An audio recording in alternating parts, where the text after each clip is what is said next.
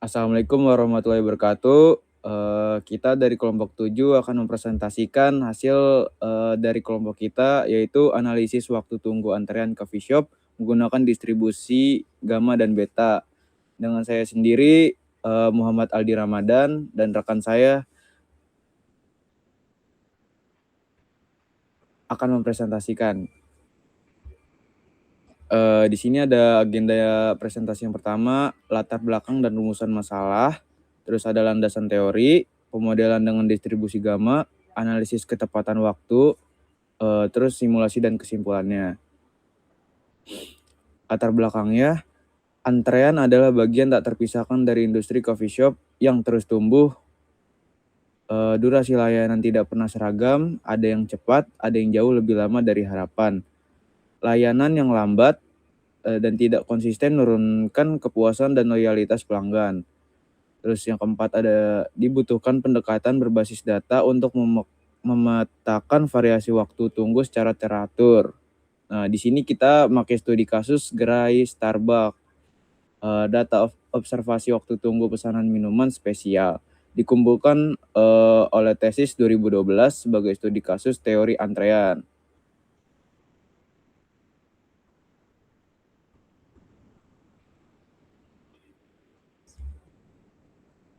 Terus di sini ada rumusan masalah dan tujuannya. Rumusan masalahnya bagaimana waktu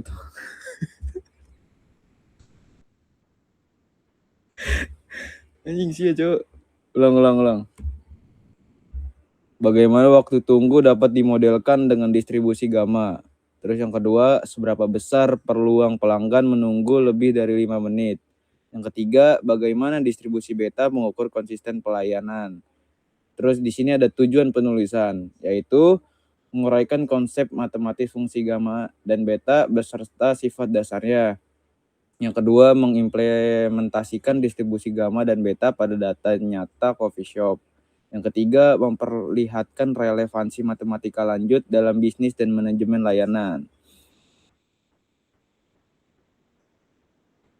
Terus di sini fungsi dan distribusi gamma. Perluasan faktorial untuk memodelkan durasi proses. Fungsi gamma. Di situ sudah tertera rumusnya. Terus di situ juga ada sifatnya serta fungsi kepadatan probabilitas. Terus di sini untuk rumus yang beta, dan di situ sudah kita tampilkan untuk fungsi betanya. Terus di sini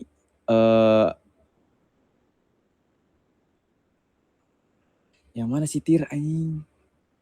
Lebih. Nah, setelah itu ada pemodelan waktu tunggu distribusi gamma. Di sini U-nya itu atau rata-ratanya 4,21. Di sini standar deviasinya 1,85.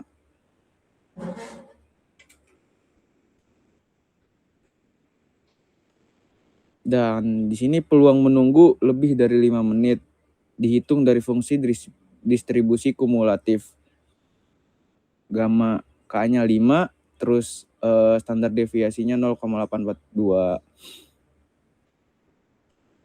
Terus di sini analisis ketepatan waktu menggunakan distribusi beta. Di sini menggunakan pendekatan Bayesian untuk konsistensi layanan. Di sini 118/132. Nah, di sini pesanan selesai tepat waktunya itu kurang lebih 89,4%. Nah, priornya itu beta 1,1, netral tanpa bobot awal. Terus posteriornya beta 119,15. Ini setelah data diintegrasikan. Estimasi rata-ratanya yaitu sekitar 88,8%, dan interval kredibelnya itu sekitar 95%. Sini ada simulasi dampak kekurangan staff. Normalnya gamma K sama dengan 5, theta sama dengan 0,4 0,842.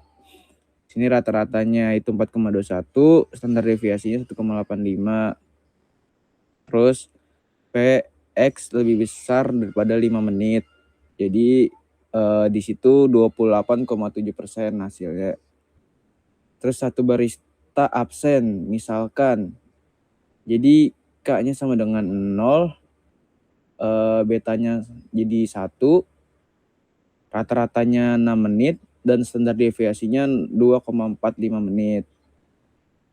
Dan maka jadi 44,1%. Terus lonjakan dari 28,7% menjadi 44,1% hanya akibat ketidakhadiran satu orang barista, menegaskan betapa sensitifnya sistem layanan terhadap perubahan kapasitas SDM.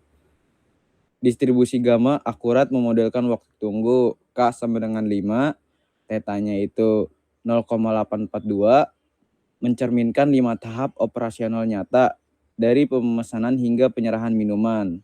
Yang kedua, distribusi beta memberi pengukuran keandalan yang lebih komprehensif. Interval kredibel 83,5 sampai 94,1%, jauh lebih berdaya guna daripada persentase tunggal.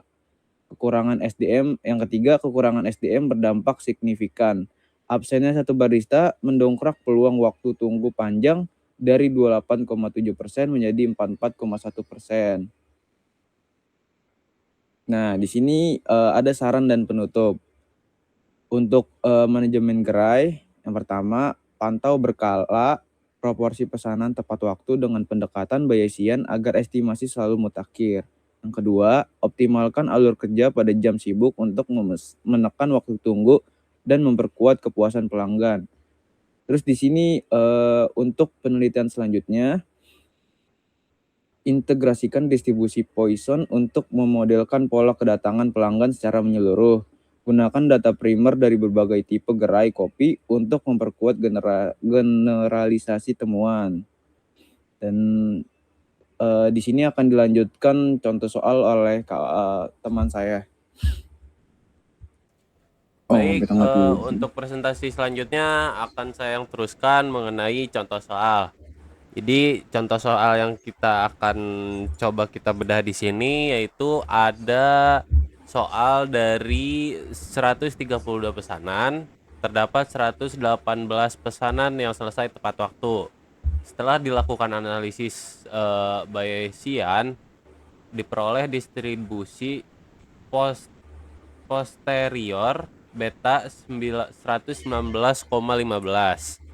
Pertanyaannya, berapa estimasi rata-rata probabilitas pesanan selesai tepat waktu? Baik, di sini akan kita coba bedah pelan-pelan. Pada contoh ini kita menggunakan distribusi beta untuk memperkirakan peluang sebuah pesanan selesai tepat waktu. Data yang kita miliki menunjukkan bahwa 132 pesanan dan 118 diantaranya selesai tepat waktu. Setelah data tersebut diproses, menggunakan pendekatan Bayesian, kita memperoleh distribusi posterior beta 119,15. Parameter ini berasal dari penambahan prior beta 1,1 dengan data observasi yang kita miliki. Nah, baik. Di sini untuk mencari estimasi peluangnya, kita menggunakan rumus rata-rata distribusi beta, yaitu sebentar.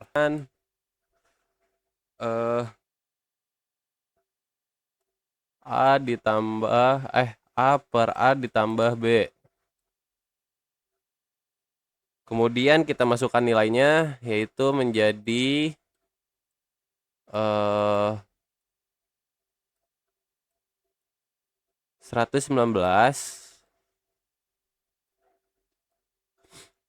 dibagi 119 ditambah 15. Oke. Dan hasilnya adalah 134.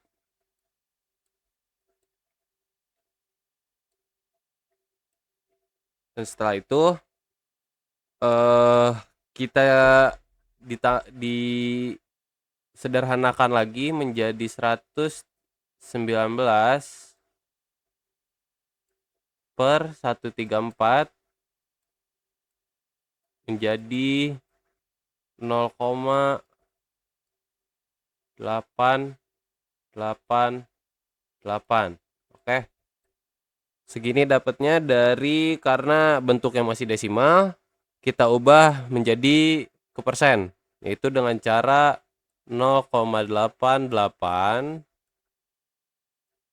dikali sebentar, dikali 100% sama dengan 88,8%. Baik, kita mendapatkan hasilnya menjadi 88,8%. Jadi kesimpulannya, berdasarkan data yang sudah dianalisis, kita memperkirakan bahwa sekitar 88,8% pesanan yang akan selesai dalam tepat waktu. Artinya jika ada 100 pelanggan, maka sekitar 89 orang pelanggan kemungkinan besar akan menerima pesanannya tepat waktu, sedangkan mungkin 11 pelanggan masih berpotensi mengalami keterlambatan. Baik, sederhananya seperti itu. Dan jika kenapa bisa jadi 119,15, karena kita menggunakan prior beta 1,1 yang bersifat netral. Lalu data observasi menunjukkan 118 pesanan berhasil dan 14 pesanan terlambat. Pada metode Bayesian, parameter posterior dihitung sebagai baik yang ini, yang A ini sebagai 118. Oke. Lalu ditambah 1 menjadi 119. Dan yang B-nya susah banget ini. B-nya menjadi 14 ditambah 1 sama dengan 15. Seperti itu. Mungkin sekian dari kelompok 7, kurang lebihnya mohon maaf. Saya akhiri dari kelompok 7. Bila ada kesalahan kata atau penjelasan yang kurang sempurna, tolong dimaafkan. Assalamualaikum warahmatullahi wabarakatuh. Thank you.